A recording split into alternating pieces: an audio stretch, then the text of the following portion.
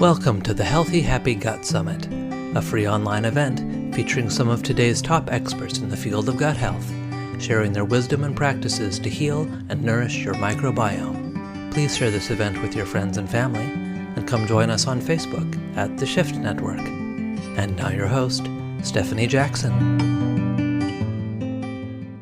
Hello and welcome. I'm so excited today to introduce Holly C. She's a speaker, author, teacher of health, vitality, and spirituality, and is also a dragon spirit guide. She's the founder of ChineseFootReflexology.com, which is the premier website on self-healing with Chinese reflexology. She's also the author of the #1 best-selling book, Soul Guidance. It's a wonderful book. It's so clear. So Holly C., it's so good to see you here. Thank you. Hi, thank you so much for having me here. So excited to dive into this. So I guess just Chinese medicine, how does that relate to digestion, to our emotions? How are these things tied together, and how can this help us with our digestion? Okay, I would love to answer that question, and I think I'm going to take it back a step or two because as you mentioned, I am the founder of ChineseFootReflexology.com, pardon me, and I want to talk about Chinese reflexology and how that can help people improve their digestion, and all that Chinese medicine theory, all the emotions, all of that is all connected through people's feet, believe it or not. So how it works is that basically reflexology is an ancient healing art based on principles of traditional Chinese medicine. So that is based on the idea of qi, which is a person's life force energy. So qi is, everything has qi inside. Anything alive has qi in it, this life force energy. And in the human body, it flows through pathways or energy meridians, or you can call them energy channels in your body, much like blood flows through your circulatory system. So when this energy is flowing, as it should, this life force energy is strong, then a person experiences wellness and they have good, robust digestion. But if this life force energy, is weak, or the flow is not flowing smoothly, like there are energy blocks, this can affect digestion. So some of the ways that people can lower their life force energy, it's a lot through lifestyle. So ironically, digestion can actually affect a person's qi levels, which then can affect the digestion. So it's kind of a circular kind of relationship. So emotions will also affect the qi. So for example, if a person worries a lot, or they have holding negative emotions inside, fear or anxiety or grief or sadness, this is going to affect the organs and the energy meridians that help supply qi for the bodies to carry out its regular functions, including digestion. Now, in terms of lifestyle, a lot of people, and I'm sure a lot of listeners are like this, like people attracted to the Shift Network are, such thoughtful, caring people. A lot of people who are, so thoughtful tend to be what I call overgivers. They will, think about other people before themselves, or they will, push themselves a little too hard, just get a little more done. How can I fit more in? How can I, help other people around me, or do more things to make the world a better place? And what they're doing, though, as admirable as it is to, want to help others and make a difference in the world, is that they're giving too much of their own energy. They're forgetting to, nurture themselves. And so the energy has to come from somewhere. And what it is that it's actually coming from their own personal life force, that qi. And so when the qi starts to get depleted over time, this starts to affect all of the organs and meridians in the body, because then the energy is not flowing as smoothly and abundantly through those energy pathways. So emotions will also, like I talked about how they affect the flow of qi. So I'm going to talk a little bit more specifically how different emotions can affect qi. So let's take one that's pretty common, which is anger and frustration or being in a very stressful situation. So in Chinese medicine, different emotions are associated with different organs and these energy pathways. So there are 12 primary energy meridians in Chinese medicine, and each of these meridians has an associated organ with it. So the associated organ, several of them have emotions associated with them, like specifically, this emotion is related to this organ. So the emotion of anger and stress and frustration, these emotions affect the liver the most. And in Chinese medicine, the liver is supposed to help the smooth flow of qi in the body. So it helps qi flow through the body. Now, qi is, like as I said, it's energy and it's flowing through these pathways, but that's not the only thing it does. Qi has this close relationship, a symbiotic relationship in Chinese medicine with blood. So qi and blood go together. So qi helps blood flow as well. Qi actually helps everything flow in your body. It helps lymph flow through the lymphatic system. It helps, with respiration, breathing in and out. And it also helps move food through the digestive tract. So when qi is not flowing smoothly, or there are energy blocks, what can happen is then this can actually affect the digestion. So oftentimes, like say, for example, like it could be a short-term thing. Like let's say somebody ate too much food over the holidays, and then the food is kind of blocking up the digestive system, then that would be affecting the flow of qi and making things more sluggish. But usually what happens is when people have like chronic digestive issues, usually there's an emotional component. They may not realize it, but they've been holding that energy and emotion in an area of their body. And a lot of people will hold it in their digestive tract. They'll hold it in their stomach. They'll hold it in their gut. But because anger specifically affects the liver, this affects the flow of qi overall throughout the body. And there's also something else that goes on with the liver, because the liver is in the body. It's like on the right side of the body, just kind of right below the rib cage, kind of the lower portion of the rib cage there. Now at that level, it is also on the same level as the stomach. So and there's another organ, the spleen, which is on the left side of the body. So kind of like almost like a mirror. It's not the same size as the liver, but it is about the same level as the liver. So the liver is on the same level as the stomach and the spleen, pretty close to that same middle section of the body. So in Chinese medicine, there's actually a phrase that a disharmony called liver attacking the spleen. So when somebody has a lot of anger, it's going to affect the liver, and then the liver, because of its proximity to those other organs, it is going to what's referred to as attack the spleen. So why this is important is because in Chinese medicine, the spleen is one of the most important organs for digestion, because the spleen's role is to help extract qi from food. So it's a special type of qi. It's called gu qi. That's spelled Gu. And this is the qi, the energy, the life force energy that we get from food, or, in Western medical terms, it's, getting the nutrients from the food. Mm-hmm. So in Chinese medicine, the spleen's supposed to help extract that energy and then help to distribute it basically throughout the body. So if the liver is attacking the spleen, that is going to affect the spleen's ability to extract this gu qi from the food. So if it's not extracting the nutrients as well, there's less to supply the body and, keep your energy levels high, keep your strength high. It'll affect, even muscle tone, like people who find that they're losing muscle mass as they get older, or, they have less energy. It may be because the spleen is being affected and it's not as robust as it used to be, so it's not functioning optimally.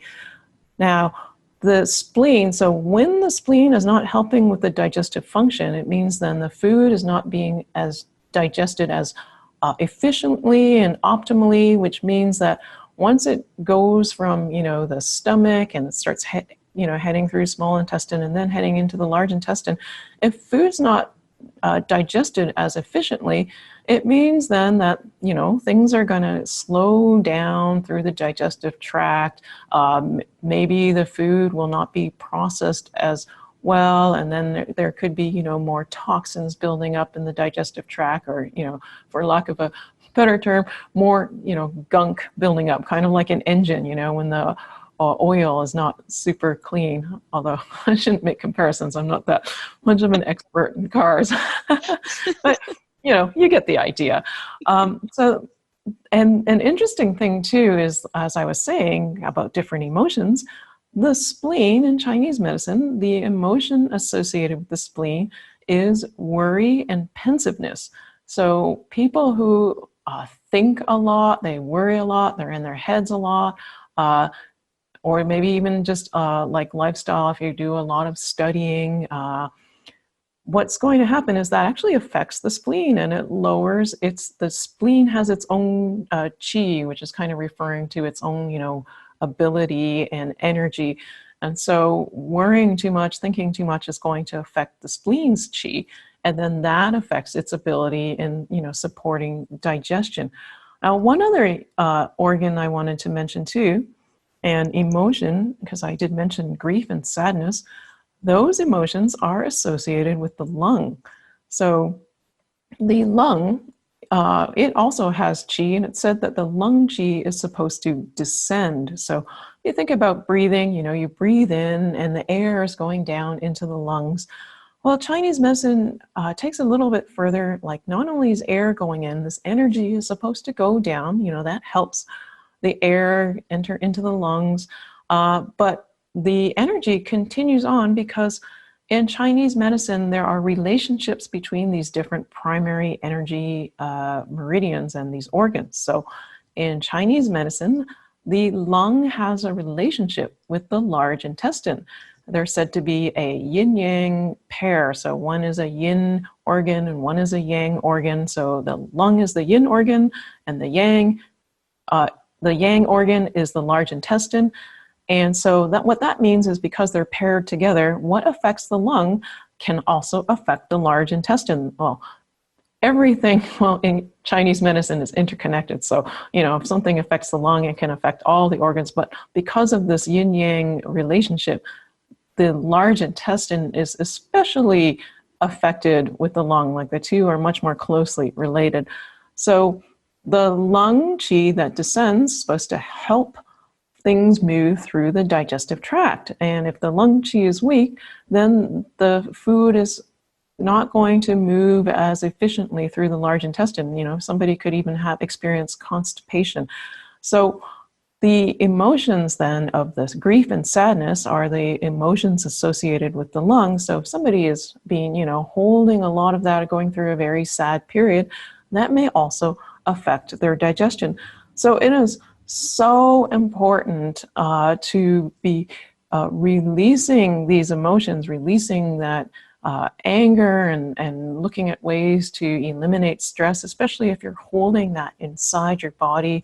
I'm going to ask everybody listening right now to just kind of bring their awareness to, inside their belly, their digestive tract, around just under the rib cage, and just take a deep breath in right now, and then just relax. And just notice, were you able to relax the area? And if you were, it means that you've been holding tension there. And it happens all the time. Just, things kind of build up and you just kind of hold it. And it's not that uncommon for people to be having this tension at this really low level, which, day to day, it's not that big a deal. But over, days, weeks, months, years, this tension can affect the flow of qi through these areas. And then that's what's leading to over time affecting the organs and the flow of energy, and then over time affecting the digestion. So when people have like food sensitivities or gas or bloating after eating or pain after eating, oftentimes it's just because over time they have, through habits, lifestyle, it's affected the energy, because first the energy is affected and then over time it can manifest in the physical level. So there's actually one other organ I wanted to mention about, which is the kidney. So in Chinese medicine, the kidneys are supposed to be you can think of them like a battery for storing your qi, your life force energy. And so therefore, the kidneys, they have to be strong in order to supply energy, the qi, to the rest of the body. And the kidneys play an important role in supplying qi for digestion. So in Chinese medicine, there's this idea of the body being divided into, like the torso being divided into 3 burners. There's like an upper burner, which includes the lungs, a middle burner, more for those digestive organs, and then a lower burner, which has, the gastrointestinal tract. But the kidneys are also in this lower burner. So if you imagine 3 sections, picture like a rectangle. Imagine your torso as a rectangle and divide it into thirds. So in the middle, this is where a lot of digestion, that initial digestion is happening. And then below is the lower section with the kidneys. Now the kidneys, they think of them like being like a fire underneath, and the middle section having a pot on top. So the fire is supposed to help the pot cook the food. Now, if the energy stores are low, then the fire is not as strong, and then therefore a person will have less digestive fire. So when there's less digestive fire, the food is not digesting as efficiently or robustly, and that's what leads to a lot of those problems people have with the gas and the bloating and, the sluggish digestion, or even finding it hard to digest certain foods. Is because the fire is not strong enough to digest. You hear people who have, people say they have an iron stomach, they can eat anything. It's because they have very strong digestive energy to break down things that may be, harder to break down and cause problems for other people who have much more sensitive or delicate digestion. So the kidneys, though, they are, in Chinese medicine, associated with the emotion of fear. So this doesn't necessarily mean you have to have like a big scare or a big fright and that's going to affect the kidneys. It can also include low-level anxiety, and even, anxiety held from childhood. Like, let's say if somebody had parents who were alcoholics, and then they were, constantly kind of tiptoeing around feeling like they were walking on eggshells. That type of anxiety can also affect the kidneys and then affect a person's energy stores. And earlier on, I was talking about people who give too much, like people are very caring, thoughtful, thinking of others. And so when they give too much, I said it's coming from their own energy stores, and it's actually coming from their kidney life force battery storage basically. And so you can see how everything in Chinese medicine, it's interconnected. It's not just, you have like a problem in your stomach, just look at the stomach. You have to look at all these other organs that I've mentioned, liver, spleen, kidney, problems in the large intestine, the lung, like it's all interconnected. Digestion's not just one organ. And I've only mentioned, not like half of the primary organs and meridians. There's all these others, there's just so many relationships. But for digestion, this is probably the most important, if I had to put everything in a capsule, which I'm doing, this is in this interview, this is what's most important to share with you right now. Yeah. Okay, I have so many clarifying qi questions. Sure. What you've just shared. This is so great. I'm going to go back and re-listen, of course, to this because there's so much in there. But okay, so I don't know anybody who's an overgiver. I don't know what you're talking about. And I'm sure everybody listening to this interview also cannot relate at all. But if that were maybe the case, is our chi finite? Like, Ah, do we have like a finite amount of it and we're just like giving it away and then we're done? that's an interesting question. So there's actually two schools of thought in Chinese medicine. And it's interesting, Chinese medicine can be full of a lot of contradictions. So Yes. there's one school of thought that the qi is finite, you get a certain amount, and then you use it all, and then that's it. So in that sense, like when the qi is, like when a person dies, it means basically they've used up all their kidney qi, their kidney jing, their energy, and then, that's the end of life. And that's a natural cycle of life. Nobody lives forever. Hmm. Now, on the other hand, there is a belief that you can replenish the kidney. I refer to it as kidney jing. That's what is actually the battery storage, that energy. So you can replenish the kidney jing through qi cultivating activities like, qi gong, tai chi. Also, if you think of it too, like what you eat will, and the air you breathe and sleeping all helps to, replenish your energy stores. So if a person is looking after themselves and not overgiving, so if we're talking about some hypothetical person who overgives, I don't know anything about that either, then that person is just giving more than they're replenishing. And there is a point where you have to kind of balance it. You have to make that time for yourself. It's like, when you're flying and they tell you to put the oxygen mask on yourself first in that little presentation at the beginning. That's what you need to do for yourself, because you need to give to yourself first, and then you'll have more to give to others. One other thing too I want to mention, like personally, I have observed that you can replenish your kidney jing, your energy, by doing things you're passionate about. So if you look at, like, if you're doing something you hate, like we didn't talk about my background, but I used to work in high tech. I hated it. I couldn't stand it. And it was depleting my energy. I'd go into work and I'd be like, oh, if you're doing some work you don't like, as soon as you get into the office, it's like all the energy is sucked out of you. And I remember I would come home and then I just fall asleep on the couch after work because I was just drained, right? But when you're doing something you're passionate about, you have so much energy. And if you actually look at like famous artists over, the past century or 2 centuries, they all lived to really, well into their 80s and 90s. And I think it's because they were doing what they were passionate about. Right. That makes sense. Like feels like qigong. Like when Mm-hmm. I'm doing music or something like that, it just is so Mm-hmm. astonishing. That makes so Mm-hmm. much sense. Mm-hmm. Yeah, and I'm so glad to hear that I can, because you talked about getting qi from food. Mm-hmm. Um, and yeah, from the air we breathe, and that's really heartening. I don't like Mm-hmm. the idea that I'm gonna just run out.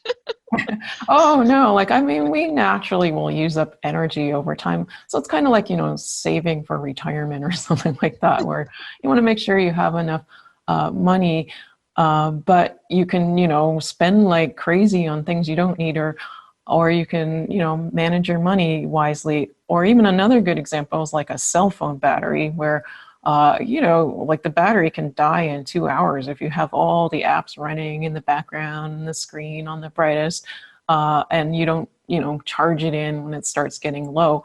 But if you, you know, use, set up all those settings so that it's not depleting the energy faster than it needs to, then you can totally extend how long that battery is, running the phone. Okay, great. Thank you. Okay, so I have some energetic organ questions too, based on Mm-hmm. what you shared. So when you're talking about the spleen chi and the kidney chi, um, are you talking? You're not talking about the physical organ of the spleen. Ah, good question. So Chinese medicine actually has a broader perspective on organs. So when you refer to kidney, yes, there's the physical kidneys, but it's also there's a energy meridian that runs, through certain areas of the body that is associated with the kidney. And then the kidneys have associate like a qi element, a yin element, a yang element. So there's a lot of pieces to the organ that's more than just the physical structure. Okay. Okay. Awesome. Thank you. You're welcome. Thank you. Oh man, so much. So what can we do at home, like to help ourselves? Oh, I have one more question actually. In your book, Okay. you talk about how our thoughts can disrupt our chi. And is that because thoughts trigger emotions? Yes. So I don't think you mentioned earlier, so I'll just share with listeners. The book is called Soul Guidance, and that's spelled SOLE, like the sole of your foot. Mhm.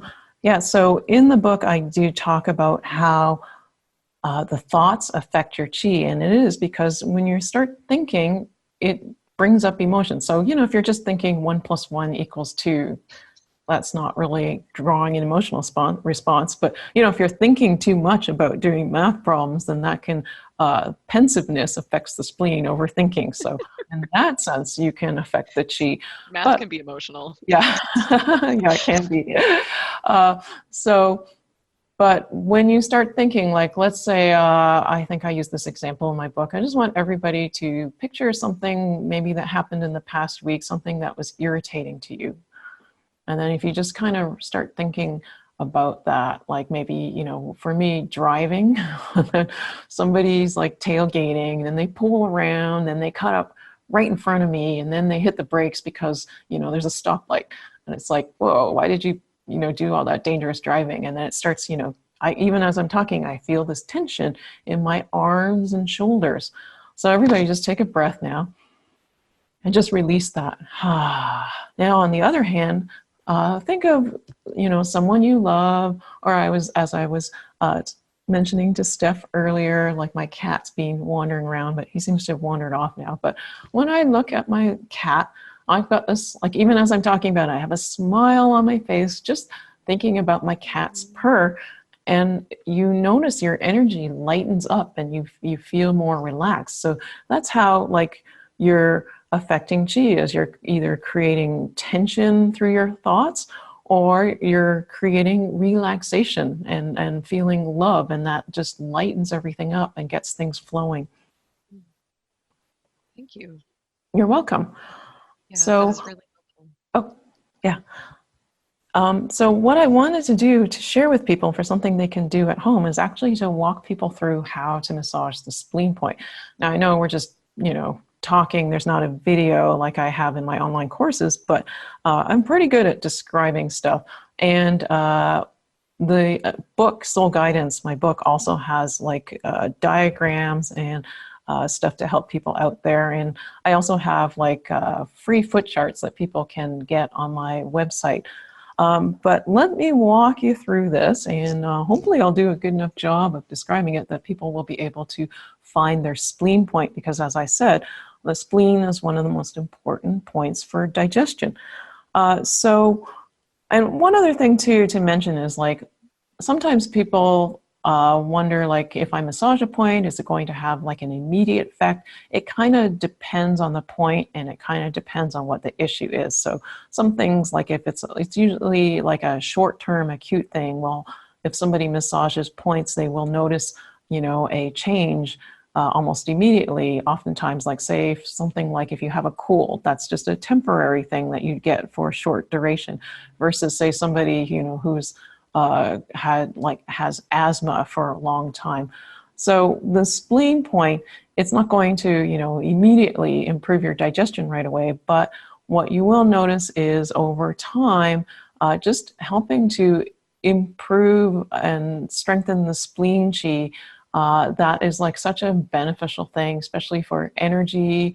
It can help people, worry less, like help, counter those effects of worry and stress. And, people may find that they're sleeping better. This is something I hear a lot from people, like, and often it's better to do like more points than just one point. But, since we're just in a short interview here, I want to at least share this one really important one for digestion.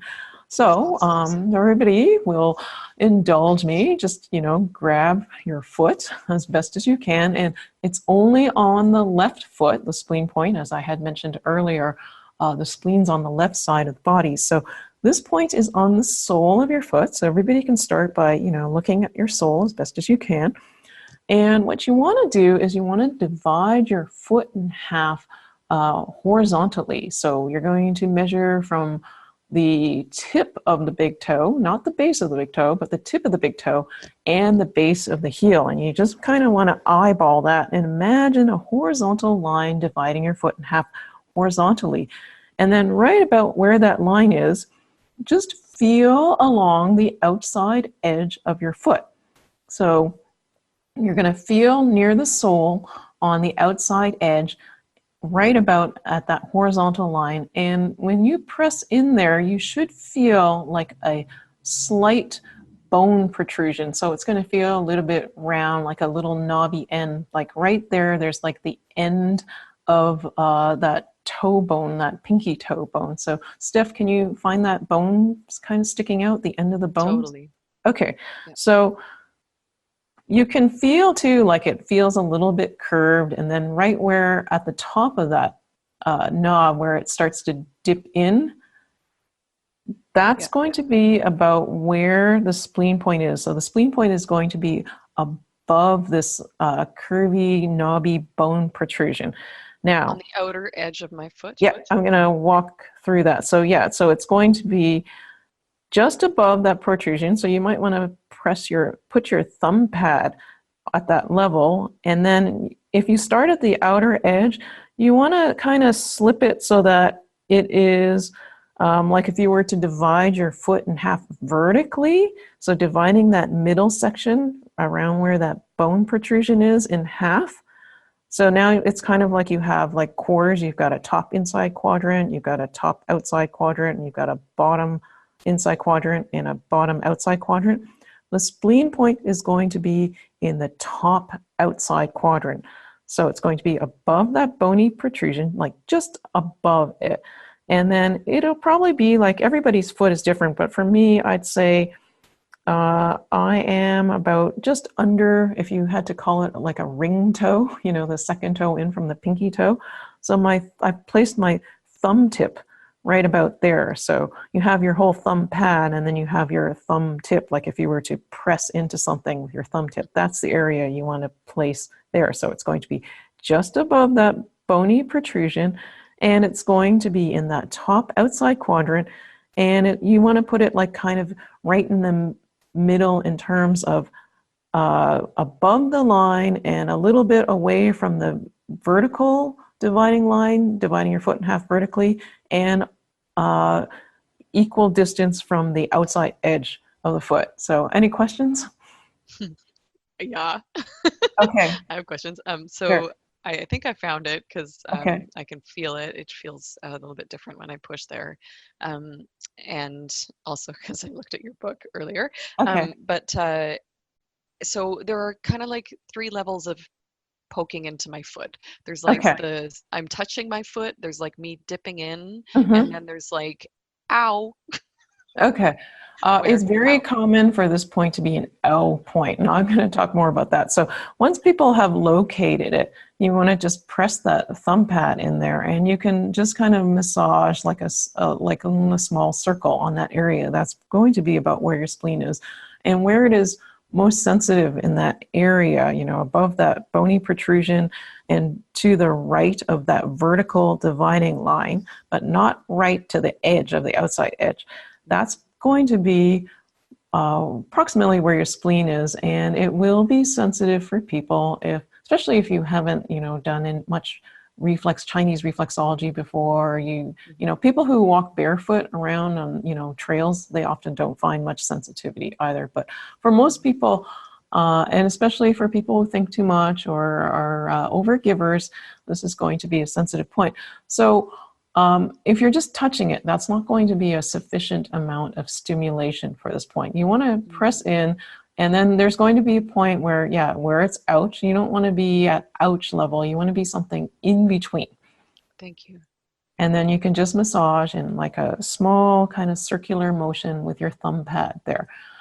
And for this point, I would recommend you could do like, say, for listeners, I'd recommend like, say, 30 seconds, and you could do that like 2 to 3 times a week.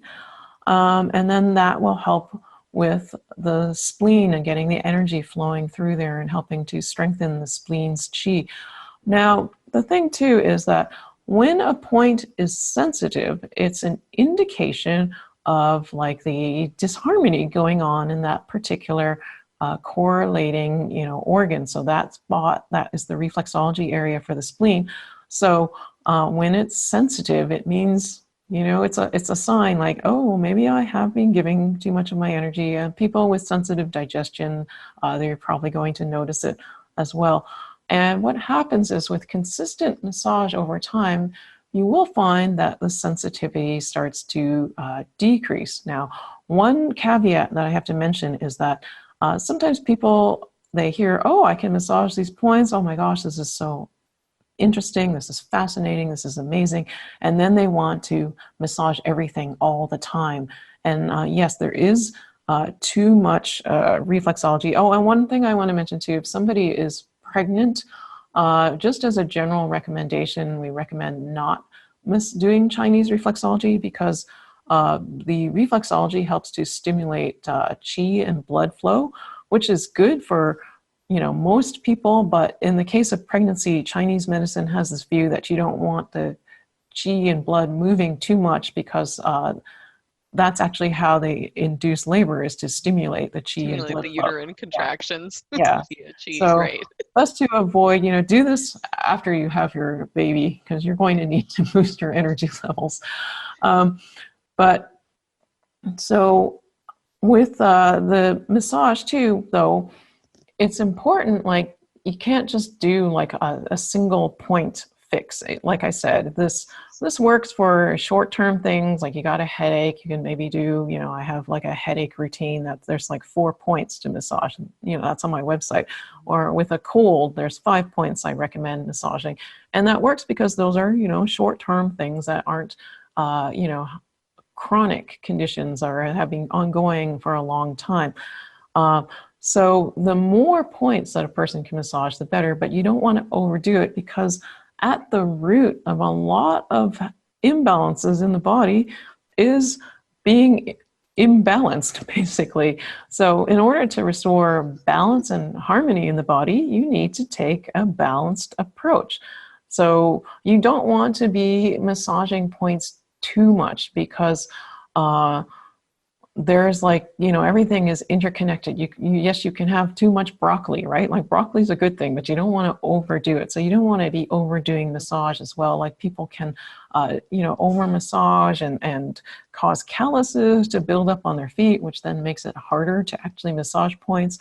And then the spleen is a point where 30 seconds is a fine recommendation, but there are other points related to other organs where you don't want to be massaging that much, and especially in the digestive tract, because as I was saying earlier, if food's not digesting efficiently, you could have all sorts of gunk built up through your digestive tract. And then when stuff starts moving, this gunk starts dissipating. But what it's doing is you're actually clearing long-held toxins in the body. And the body has to be, efficient at clearing the toxins. And chances are, if somebody has like a chronic condition, the body's being just kind of, chugging along and there's just more and more building up. And you have to get those systems improved to help flush stuff out. The body needs some time to kind of get things back in order to be able to flush out the toxins. So the spleen point, though, is one that is generally is not going to, flush out toxins, which is why I recommend people can massage it for 30 seconds, twice a week or even up to 3 times a week. Thank you.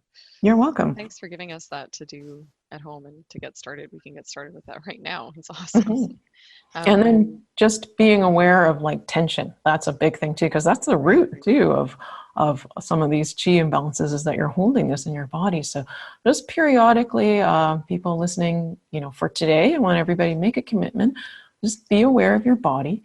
And then that area, that torso area, that, middle and lower burner, and just to relax. And even the upper burner too. Sometimes people hold tension in their chest and they're not breathing deeply. So everybody just take a deep breath again. And then relax. And again, notice if you're holding tension. So just all you need to do is just when you remember today, take a deep breath and relax everything. And then you'll be more conscious of, how you're feeling and where you're holding emotions in your body too, which is so important for healing. Thank you. Thank you. Okay, so if we want to learn more, where can we go? Okay. ChineseFootReflexology.com. And we talked about my book. It's called Soul Guidance, SOLE. So it's Soul Guidance, Ancient Secrets of Chinese Reflexology to Heal the Body, Mind, Heart, and Spirit. And that was published by Hay House. So you can find that, wherever you can find Hay House books, which is quite a broad distribution. And one other resource on Amazon. Yeah, Amazon worldwide. And if you if you're in a country that Amazon doesn't have a website, I believe there's like bookdepository.com sells the book internationally. And another resource that I have for people, because when I talk about the emotions, a lot of people say, yeah, I know I have this emotion, but how do I let go of this negative emotion? I actually have a podcast that I've done, and there's a lot of meditations in there to help people with clearing negative emotions and releasing things they might be holding in their body. And the podcast actually has I share some of the podcast episodes on my ChineseFootReflexology.com blog, but I actually have another website for the podcast too, and that is hollytse.com, which is HOLLYTSE.com. Thank you. You're welcome. Yeah, thank you. Wow, this was a great session and so holistic, and you explained everything so clearly. And I just want to thank you so much for your time being here. Oh, you're very welcome. Thank you for having me here. And it's just, it's a joy for me to share this with people, because my passion is to empower people to take command of their health and to, feel energized and to thrive. Like, it makes me just so happy to hear when people use reflexology and they have these, amazing improvements in their health and vitality. Thank you. I love how approachable you make this. Thank you. Yeah. I want to thank each of you also for listening to this interview, and I'll see you next time. Thank you for joining us for the Healthy Happy Gut Summit, brought to you by the Shift Network. To learn more about our global programs and events, visit theshiftnetwork.com. Thank you again for gathering with us and for sharing this healing path with your friends and family.